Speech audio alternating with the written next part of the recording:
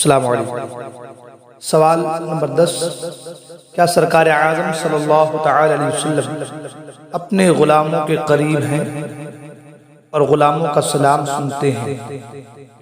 جواب، بے شک سرکار اعظم صلی اللہ تعالی علیہ وسلم اللہ تعالی کی عطا سے مومنوں کے قریب ہیں۔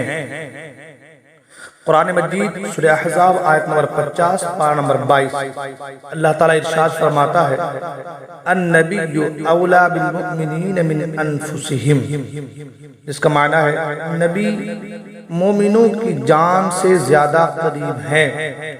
مسلمان دنیا کے کسی خطے میں ہوں، سرکار اعظم صلی اللہ علیہ وسلم ہر مومن کی جان سے زیادہ قریب ہیں، اور یہ حکم قیامت تک آنے والے مسلمانوں کے لیے ہے۔ سورہ بقرہ آیت نمبر 143 پارہ نمبر 2 اللہ ارشاد فرماتا ہے، وَيَقُولَ الرَّسُولُ عَلَيْكُمْ شَهِيدًا، جس کا معنی ہے یہ رسول تمہارے نگہبان و گواہ ہیں۔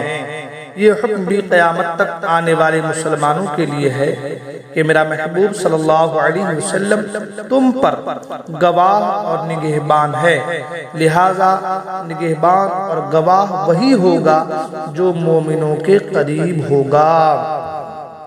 اسی طریقے سے سورہ حجرات آیت نمبر 7 پارہ نمبر 26 اللہ ارشاد فرماتا ہے، وَاعْلَمُوا أَنَّ فِيكُمْ رَسُولَ اللَّهِ، جس کا معنی ہے اور جان لو تم میں اللہ کے رسول ہیں۔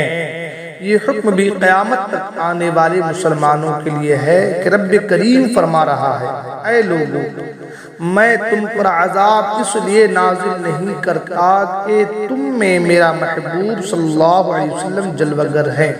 لہذا معلوم ہوا کہ سرکار اعظم صلی اللہ علیہ وسلم اب بھی ہمارے درمیان ہیں، اور درمیان میں وہی ہو سکتا ہے جو حیات ہو۔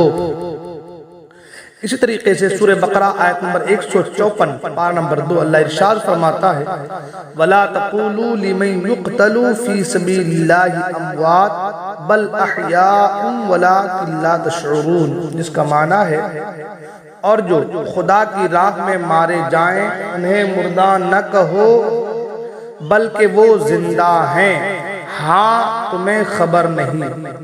اس آیت میں شہداء کے زندہ ہونے کا ذکر ہے، اور زندہ ہونا جسم اور روح کے ساتھ ہوتا ہے۔ تفسیر خازن میں ہے کہ شہداء کے اجسام قبروں میں محفوظ رہتے ہیں، مٹی ان کو نقصان نہیں پہنچاتی، لہذا معلوم ہوا کہ جب شہداء اپنی قبروں میں زندہ ہیں تو انبیاء اکرام علیہ السلام کی حیات کا کیا عالم ہوگا۔ اس لیے کہ شہید امتی ہے، اور نبی اللہ تبارک و تعالی کی عطا سے جب شہید امتی ہو کر اپنی قبروں میں زندہ ہیں تو انبیاء اکرام بدرجہ اولا اپنی قبروں میں زندہ ہیں۔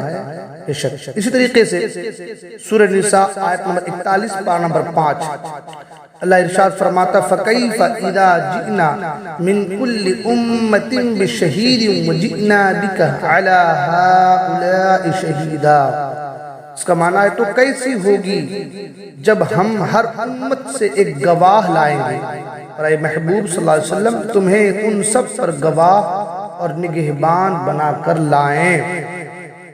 اس آیت سے معلوم ہوا کہ سرکار اعظم صلی اللہ علیہ وسلم پوری امت پر جو تا قیامت آئے گی سب پر گواہ اور نگہبان ہیں۔ آپ صلی اللہ علیہ وسلم اپنی امت کی گواہی بھی دیں گے اور پچھلی امتوں کی گواہی بھی دیں گے۔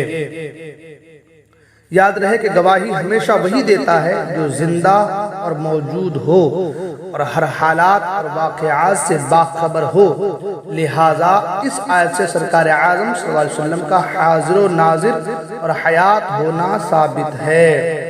یہ تو قرآن مجید کی کچھ آیات سے میں نے آپ کے سامنے سرکار اقدس صلی اللہ علیہ وسلم کے حاضر و ناظر کے حوالے اور حیات کے حوالے سے میں نے پیش کیا۔